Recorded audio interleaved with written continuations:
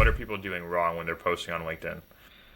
Yeah, I can talk about that for a while. The major issues, almost no one is reading your post start to finish. People that don't know you, that have just come across it, are definitely not reading every word. Well, you can't skim dense paragraphs. You can't. I know it's counter to the way we were all taught to write in school. That is not how content is written. Second one is hashtags are pointless. It's just an overuse of bold and emojis. Use 15 emojis and 14 of them are different. You're drawing them nowhere because you can't focus. Simplicity in the content wins. A little bit of bold, few emojis, space it out so that in 5 seconds, someone who has no idea who you are, they have no idea why you're writing content, they can spend 5 seconds with your post. And if they don't look at anything else, they'll get something from it. Meet David Young. David is not your typical LinkedIn guru. David's a consultant for many high-profile coaches, consultants, and solopreneurs who are using LinkedIn to try and grow their client base on the platform. And you might be thinking already, like, wow, there's 101 LinkedIn coaches out there. But here's what sets David apart. He has got an incredible attention to detail. He dives into analytics and he's able to pick up the small things that are able to help you have success. What really blew me away about David in particular was his incredible analysis of every single piece of content that is out there. And he's managed to achieve some insane results for his coaches who are using the platform to grow. He's helped some of his coaches increase their profile visibility by 649%, increase their engagement rate by as much as 37% in the first 2 weeks, and even land their biggest clients on the platform after their very first event. Talking to David, you're going to understand that he has his finger on the pulse of exactly the right combination of content and warm outreach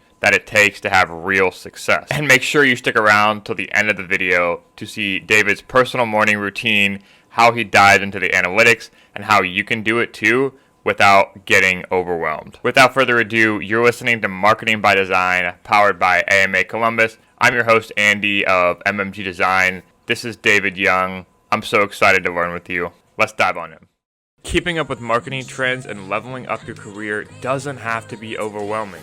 So don't go at it alone. Welcome to the Marketing by Design podcast, powered by AMA Columbus. Join host Andy Milligan every Tuesday as you and I dive into the info that you need to know as a marketer. Whether your goal is to land a job, grow that network, make more money, or level up your career in marketing, you are in the right place. Come for the actionable info, stay for the pressing conversations with industry marketing leaders, and walk away the best equipped marketer ready to dominate your niche. I'm so excited to talk to you today.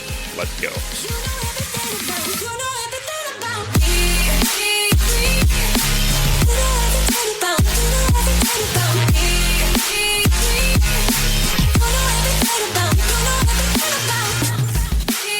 If you had to pick like the perfect LinkedIn morning routine, what would that look like for you? Yeah, I think, like you said, I think it does depend on, A, how much time you have, B, what are your goals for the platform? So there's going to be some variability. The way I set it up, when I log in, I don't do it like first thing, but it definitely is earlier on my morning schedule than most other things. So I come in, I usually start with notifications, clear those out, see if there's anything in the notifications I want to respond to. Then I'll go to my profile. I'll look to see any new profile views, followers. I'll respond to any comments on my post that I haven't responded to because I try to respond to all comments. So I'll clean those up. And then I start to go through more of like what we talked about with the custom feed. So I start going through that and start commenting as I see fit. And then I take a little bit of a break because I have to get the dog and other house stuff done. Then when I come back, usually at like 7:45 to 8, then I'll start commenting more consistently, going through the feed and the custom folders. Then about 8:20, I stop commenting. I go to my profile, and then I have my post ready, but I read through it, one or two more times, make sure I didn't miss anything, make sure the graphic's good. Then I post live at 8:30. Then I jump back in and comment for another probably 5 to 10 minutes while I wait for my post to hit the feed. And then as comments start coming in on mine, I'll respond to those first handful of comments right away. And then it's just a mix for another probably 45 minutes of just commenting on my post from commenters and then commenting on other posts. So usually that runs me to about 9:30. So usually 7:45 to 9:30. So that kind of hour 45 is pretty consistent of that back and forth mix. So real quick, I just want to tell you guys about my design and marketing agency, MMG Design. We help marketers and B2B companies make more money from their websites. We are firm believers in the power of ROI-driven marketing and design. If you feel like your website or content strategy is not delivering on that, we've helped achieve this result and solve this pain point for our clients in the Columbus, Ohio region and nationwide. And beyond that, we actually tailor a content strategy for them, tailored to their niche and industry to help get traffic to the site, whether that be content strategy, social media, creating funnels, all of the above. If you feel like your website isn't actually a marketing asset, definitely get in touch with us. Our link will be below. Thank you for listening. Back to David. That is, I think that's what I expected. I mean, as we talked about last time, but I think if you're going to get a genuine ROI from a platform and you get out of it what you put into it, and how many, what's your concentration of clients that come to you from LinkedIn, if you had to kind of extrapolate that out? Because when marketers and people that are looking to really spend their resources the most time in the most effective way, you have the time investment, and then you have maybe the monetary investment of having someone who really knows your list and your target customer to go in and implement these things too. So what ROI have you seen on it for you and also for your clients as well that you work with? Yeah, so all of my clients have come from LinkedIn.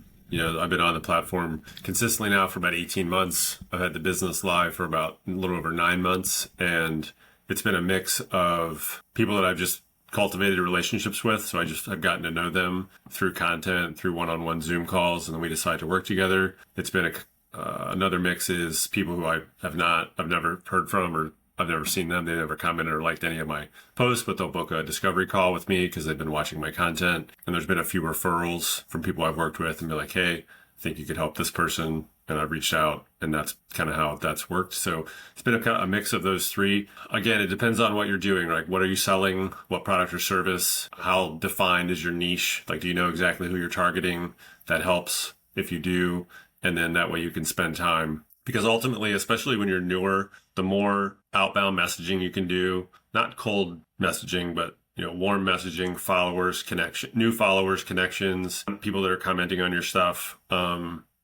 Those people you can reach out to because they've kind of signaled that they're somewhat interested in what you're doing, and it's starting to send those messages. And again, you're not selling, but you're just trying to start building that relationship, and you're trying to get a feel for what are they doing on the platform? Where are they headed? What struggles do they have? And then are you a candidate to help them? And if you are, great. If not, that's great too. And then you could refer them to someone else. So I think it's a mix. And I'm going to start, I haven't done a good enough job of that in my business. I've probably focused too much on just content alone, which is hard to build a consistent business on content by itself. But the good content mixed with a specific targeted outbound messaging campaign is a pretty powerful combo. So that's a big focus for me going in in 25. Yeah, that's awesome. I think a powerful reframe is this hit me really hard personally was you spend so much time making content, but then you have to get it in front of people, right? That's that's why I like LinkedIn, is because I think you can actually have a little bit of a say in terms of not just who sees your content, but how effectively it's pushed out. You invest your time beforehand, you kind of have to earn your right to get in front of people and populate the feed. But I think a really good reframe that you mentioned there that I didn't want to skip over was this concept of using what you already have to work with, in a sense. So I think when a lot of people think I need leads, I need to get on LinkedIn and make this productive, their first instinct is to go to outbound, to send as many messages as possible, really spread the umbrella. And whether or not, I don't think it matters how defined your niche is. I think it has an effectiveness on it, but there is an element of what do you already have to work with in terms of people that have already shown interest, engaged. And that's why the part you mentioned of visiting the people, looking at the people that have visited your profile and reaching out to them is not something that I have done, nor looking at even because your content can get reposted too. People that have engaged on the repost of your content, I'm thinking now too, because they've seen your face, they've seen what you've echoed with. So I think there's a lot of niche strategies like that people aren't really doing, and I think that's where you can learn to use the platform smarter rather than just I'm gonna grit it up, suck my gut in and just type messages all day, because there are people that approach it like that, A, genuinely don't enjoy their time on there, and B, they burn out very fast. Yeah, it's you see a lot of posts, people telling you, send 20 DMs a day, 25 connection requests a day, 50 DMs a day, you'll see some pretty big numbers. I don't overly subscribe to that very strict numbered approach. I've tried it. It just doesn't work for me. Yeah. It works much more in the flow of what we're talking about, which is warmer, what I would consider warmer connections, or not even necessarily leads. Just people that are just interested in you and your content. They might be a lead, but they might just be a connection, right? I mean, most people aren't going to buy from you. I mean, it's like 1 or 2%. It's a very small number of people that actually buy your product or service, Yeah. right? So, I mean, most won't. So you can't really approach it that way. The relationship part and the networking part's really where you should focus. If it leads to a potential client, that's great. And obviously you'll know that from their profile, or like if you look at their profile and they're perfectly aligned to what you do, then obviously you know they're a more of a candidate to work with you than somebody that isn't. But I mean, any social platform, but especially LinkedIn, it's really about the relationships and the connections and the network that you're building, which is where content plays a part. Because that's, like you said, that's how your people are actually seeing you. But it's in the messaging, asking questions, seeing what people are working on. Where are they struggling? And you might be able to just offer just like a couple quick tips to be like, hey, I struggle with that too. You can try this. And again, it's not necessarily leads to business. It's just good form helping other people. And I think if you do that consistently, then you're setting yourself up for long-term success. To me, the send 50 messages a day, it probably works. I mean, it's a numbers game. Like if you just send enough messages, eventually, yes, you'll find some yeses in there. But then I feel like you're just kind of burning your network, and it's like you said, it's very exhausting. And can you really keep that up? I don't think it's sustainable long term. Yeah, I don't think so either. And that's why I see, and you see it all the time, especially, and I think with marketers, it's a very different conversation because I think we're all like very hyper aware to like, oh, I'm being outreached right now. Yeah. And that's why the most effective outreach you can do is actually overcoming that and showing that that's not what you're doing. You're building relationships and you're just genuinely interested. And to me, you almost take the disadvantage and make it an advantage because you're taking, oh, like this person is just sending me a message to, partner up or sell me something. And then it creates a really strong impression when you overcome that and you say like, no, that's not actually why I'm here. When you just ask them a question about their profile, their experience, their last post, I think too. When you make new connections, and have you ever experimented with going off platform on LinkedIn? Because that's something that I see a lot with teams, is that they don't see a lot of internal. There's a lot of people that are, I think it's like 3 to 4% of the actual user base engages frequently on LinkedIn. So a lot of people are on there, but they're not present. So have you done any experimentation, or do you ever recommend to clients to find an avenue off platform, or do you just look for communication to happen internally? Do you see that most effective? Yeah. I mean, when I first started, I did a lot of, one-to-one Zoom calls with not potential clients, just with people on LinkedIn that I thought were interesting and smart, and I liked their approach, their profile, their content. So, I was just trying to build a relationship. I didn't even have an offer. I couldn't have sold them anything if they wanted to buy it. Like it didn't even exist. But I found that to be a really good way, just to get to know people, and then people start to get to know you. So it really built kind of some loyalty in people that were supporting me in my journey because I was new. So I think especially if you're starting out, I think getting in front of people, even if it's for 15 minutes, I was doing mostly 30-minute calls, but people are busy. Even a 15-minute just quick chat, just to see your face, feel your energy, get a little bit of your background. I think that goes a long way. And it really is very congruent with the content because now they've seen your content. Now they get to meet you. So you feel like you're starting to get to know them a little bit. So if you have time to do that and the people on the other side do, I would definitely encourage it. Again, I don't set a quota. It's like you have to have 5 coffee chats or 20 coffee chats a month, or I don't put a quota on it. I think that happens better if it happens more naturally with just people you want to meet and who want to meet you. But yeah, so I think if you can do that, again, it goes right back into the networking and relationship building. It's just another way to continue to deepen the relationship. Yeah, I agree. And I think, even our first chat, you kind of have the validation that people are real, and that when you are like logging in every morning, it's easy to get into the mindset of like, you don't even see them as real people. And like, yeah. Everyone else, there's always someone on the other side of the screen that's benefiting from your words and benefiting from your comments, support. And I think it takes the real communication and the off-platform stuff to really make it known. I do a lot of in-person networking because I am local, and the amount of and I'm not saying like this is, and anyone that posts content consistently, especially if you have a defined niche and especially in your area and it's local, I mean, that's where a lot of your outreach and outbound takes place. The amount of people that have said like, I've seen your video on LinkedIn, I've seen you, I've just seen your profile picture, you look familiar. I think that's an advantage that comes with the content side of things and not so much the engagement side of things. So if you're really consistent with posting content, you'll have that recognizability. But then again, that doesn't get you anything in terms of getting a foot in the door. But I kind of wanted to zoom out a little bit and ask you, if you haven't noticed, like, have you ever listened to the Tim Ferriss podcast? I haven't listened to, I know Tim Ferriss. I read the 4 Hour Work Week a long time ago. And so I'm familiar with his work. I haven't listened to his podcast. I know it's pretty popular. But I know what you're talking about. Yeah, so he does this thing, it's called like, and he's like the master interviewer, all right? So he does this thing, it's called zooming in, zooming out. So you get like, you want to leave the audience with something that's like super granular and tactical, and they can like walk away and like, oh shit, I can implement this right away.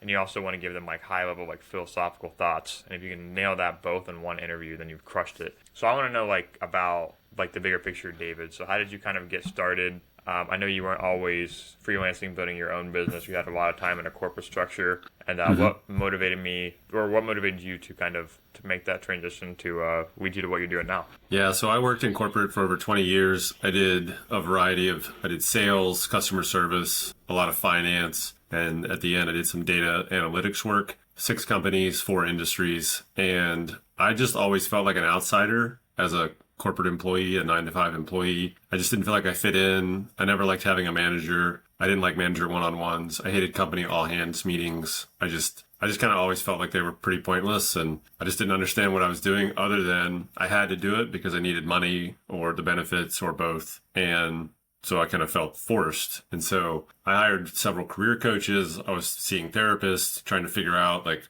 what am I supposed to be doing? Sitting in a cubicle and punching, numbers in a spreadsheet all day. Just this seems kind of like there has to be more to my work life than this. And I read 60 or 70, personal growth and self-help books. I was listening to podcasts. I was trying all these things, but they were helping a little bit, but they weren't nothing was really changing. And so about a year and a half ago, I just had this idea that I was going to start creating content on LinkedIn. I did not have a plan to do it full time.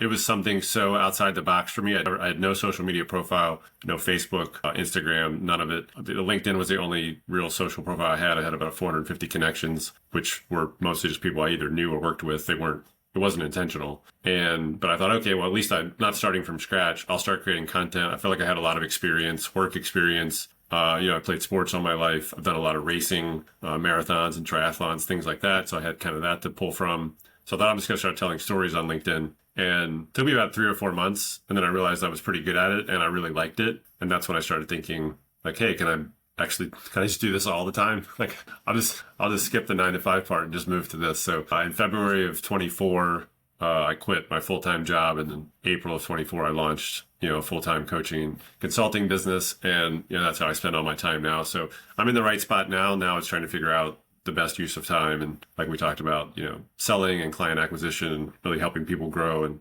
launch their businesses, taking what I've learned and helping them, apply it. Yeah, man, that's awesome. And would you say are you a lot more excited to get up in the mornings like now than you were maybe when you were working corporate? I think a lot of it is because I just heard your morning routine and stuff like that doesn't sound totally glamorous, but you have to understand like the context of where you're coming from and like the mindset behind it. So like I used to work in a creative agency where you're really doing a lot of the same stuff. Like you're in front of a computer all day. But at the end of the day, you kind of realize like what would this look like if like all the efforts of what I were doing were benefiting me and not somebody else. And I think that in and of itself, having come from something where you had so little control to just having autonomy, that can last you forever. And that's the approach that a lot of freelance marketers take. That's the approach that I've taken. Have you seen that to kind of be similar and make you appreciate what you do a lot more now? Yeah, 100%. You see it all the time on LinkedIn, the Sunday scaries, and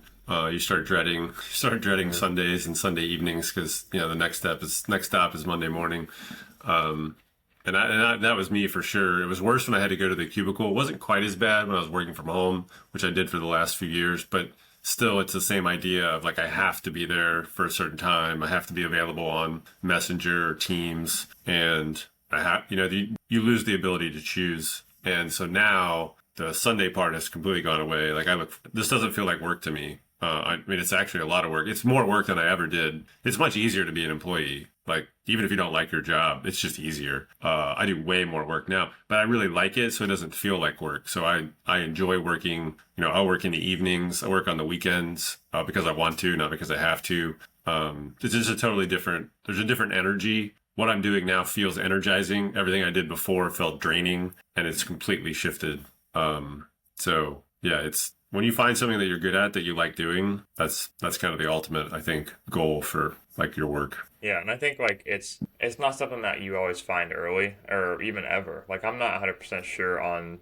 what this lifestyle for me looks like. And I know I'm very self-aware that I'm, younger, and I think you don't have to put pressure on yourself to say like, okay, this has to be my reality, There's so much. It took me forever to realize, but there's just so much opportunity outside of like the traditional like 9 to 5 and corporate roles that, especially because people in my phase of life, like you just graduate, you're looking to get it, like you have all these people, you have the peer pressure of like everyone else is getting jobs. It's like I have to say I'm doing something, and if there's so much power in just like not caring what other people think, and I know like I still care what other people think. Like I'm not. It's like I am not, like, I have so much to learn on this front too, but if you can free yourself from just feeling like you have to take a traditional path and betting on yourself a little bit, I think there's a lot of power in that. I think that applies a lot to whether you're doing freelance or, because a corporate lifestyle does work for a lot of people and they are very successful in that. I think it's a little bit about being self-aware and knowing where you thrive, and clearly for you, you could tell where you've been in something, you've been trying all these things, you've been pulling on all these levers, doing everything in your power to figure out if this was for you, if like the emotions you were feeling were being validated of not being in the right place. And then before you make that leap, and then, now you're in a place where you enjoy it a lot more. So that's awesome to see.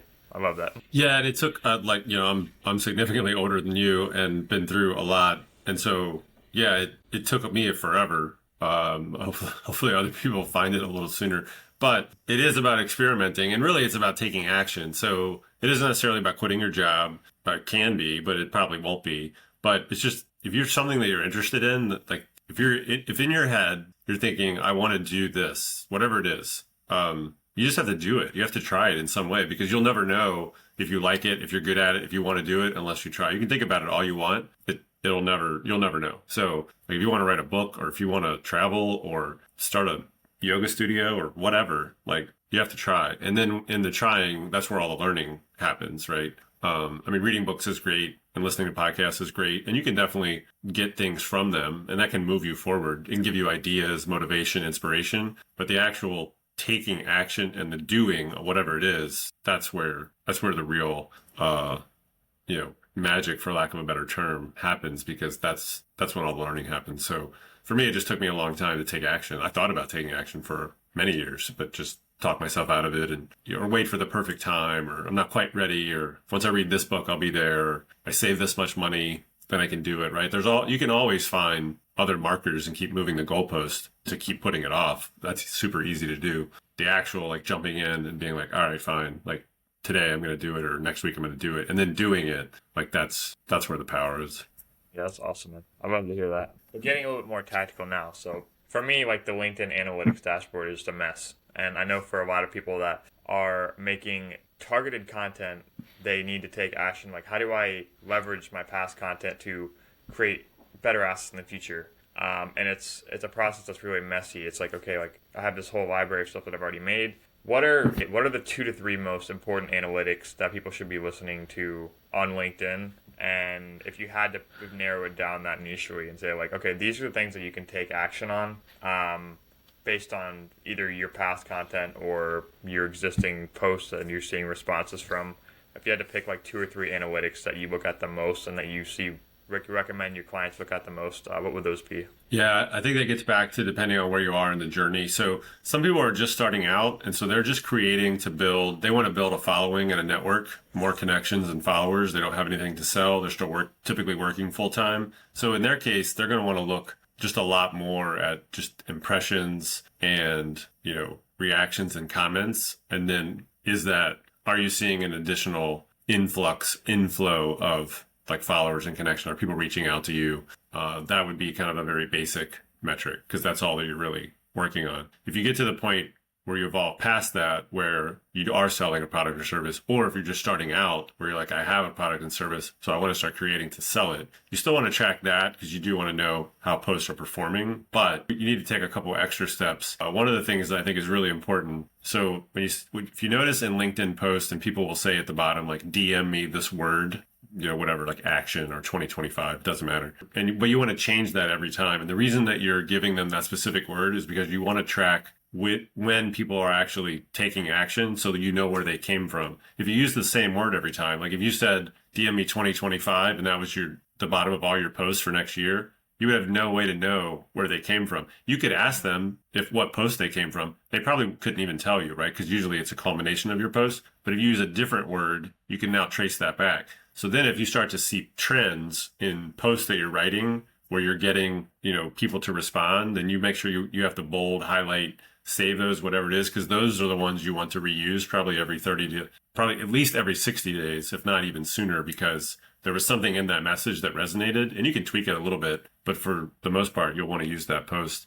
So that's one way to do it. And then when, as we talked about outbound, and there's a lot of different ways to do it, but, you kind of want to track high level, like how many messages you're sending, and then how many of those are moving to like sales calls, and then how many of those sales calls are turning into clients. And again, it doesn't have to be super specific, but you want some idea on your return of how many messages do I need to send, and then how many of those will turn into calls, and how many of the calls will turn into sales, right? So you want some rough number, and that way if you do that for even 3 months, 6 months for sure, now you start to know how much time you need to spend because you're going to know what you're getting back on it. So again, it's a little bit variable depending on where you are in the journey, but those two or three things are pretty important to keep in mind.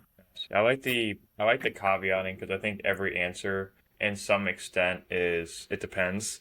So there are phases of life where that's why it takes consulting. It takes a personal approach to what your habits should look like on LinkedIn. So there's no one size fits all. But if you're in a phase where you need to build a network in order to leverage your future actions more effectively, it makes sense that a lot of your time in the beginning might be spent doing outbound, making connections, engaging with others, rather than tracking the effectiveness of a library that you've already built. Because, by definition of being new, you don't have that to draw from. I think, like I said, the instinct a lot of times is the biggest friction of anything is with change, right? So people have their morning routine and they get on and they kind of, and this is me, literally, this is me.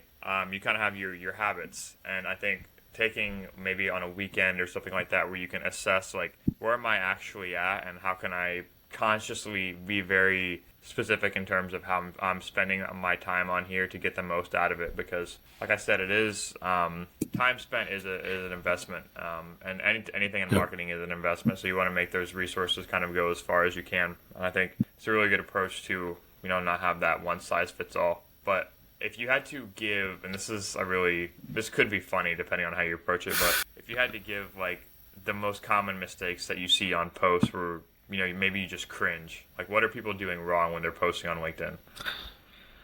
Yeah, I can talk about that for a while, but we'll try to keep it short. So the major issues, the biggest issue, so here's what to keep in mind with LinkedIn content. Most people are seeing it on their mobile phones.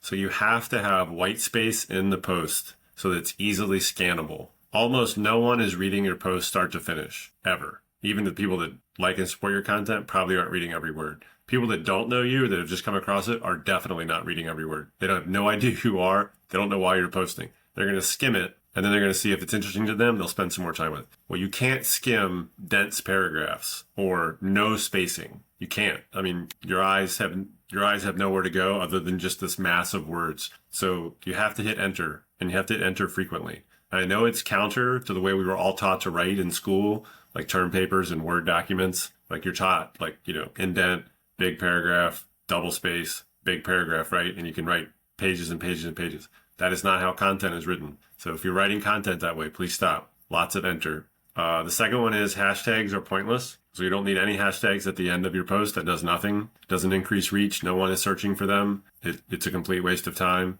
So you can just stop doing that today. And the third one I would say is just an overuse of bold and emojis. So keeping with the scanning theme, the reason you want to use bold and emojis is to draw people's eye, because they're going to scan, and as they scan, they will be drawn to what you're drawing them to with bold or emojis. So you want to use those in limited variety so that when they scan, they're seeing like a handful of 3 to 5 major points, right? But if you bold half the post, or if you use 15 emojis and 14 of them are different, you're drawing them nowhere, because you can't focus. Like, you're just seeing this like 14 or 15 emojis. How do you know which one's important? Or if half the post is bolded, how do you know what bold parts are important, right? So they're overdoing it. So just simplicity in the content wins. A little bit of bold, few emojis, space it out so that in 5 seconds, someone who has no idea who you are, they have no idea why you're writing content,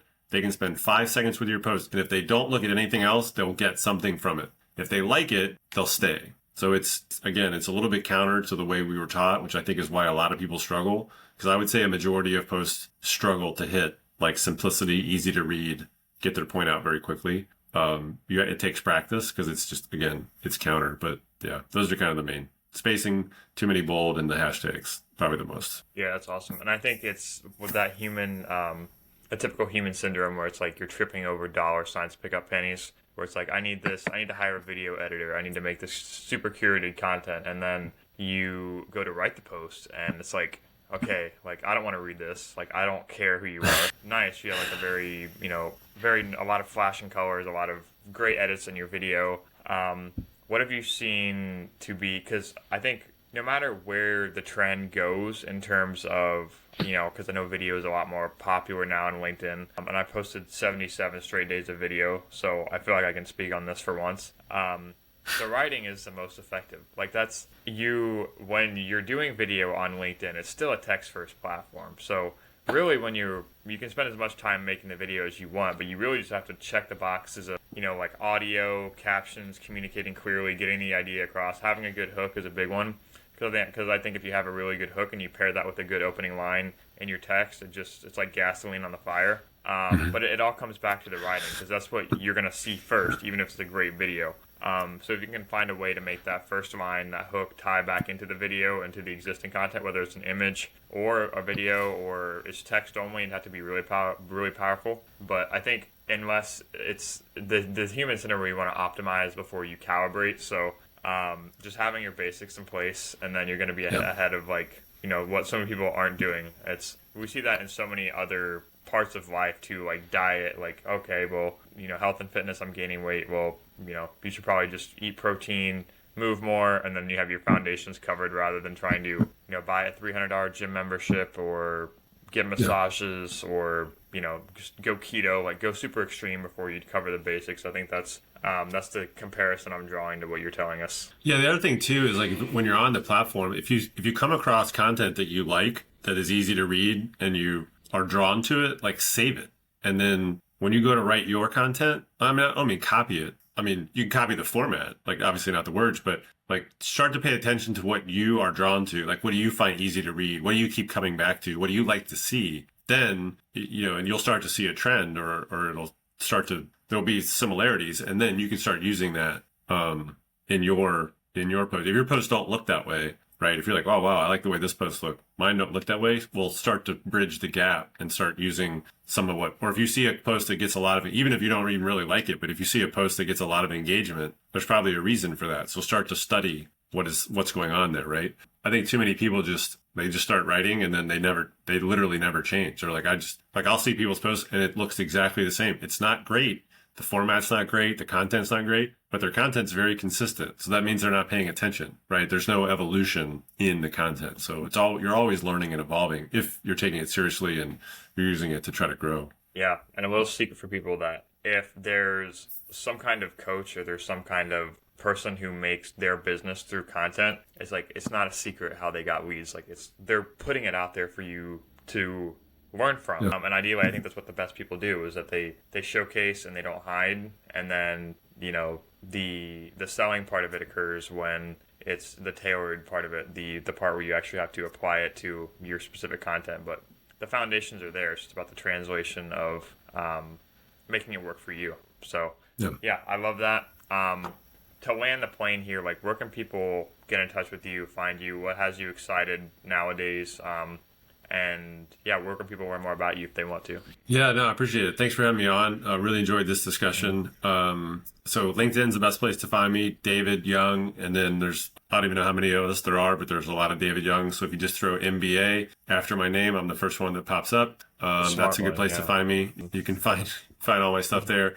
I have a new landing page. It's been out for about a month. That's davidjyoung.me. That's brand new, just launched. And then I am starting today. We're recording this on December 30th. I don't know when this is going to be released, but in 2 days on January 1st, I'm debuting a video newsletter. So I started a newsletter a long time ago that I wrote, and I did not like that process. So somebody gave me the idea to do a video newsletter. And so that starts on January 1st. And it's actually the first part of it's going to be what we just talked about. I'm going to take content that has issues, and I'm going to show you a before and after of how I would make that content better. So issues that I'm seeing with it, what makes it hard to read, what makes the message tough to understand, and then here's a better way. So you're going to see like a before and after showcase of like what I do with content. So I'm looking forward to getting that out. And yeah, so that's kind of how to find me, and I love doing it. So looking forward to putting that together.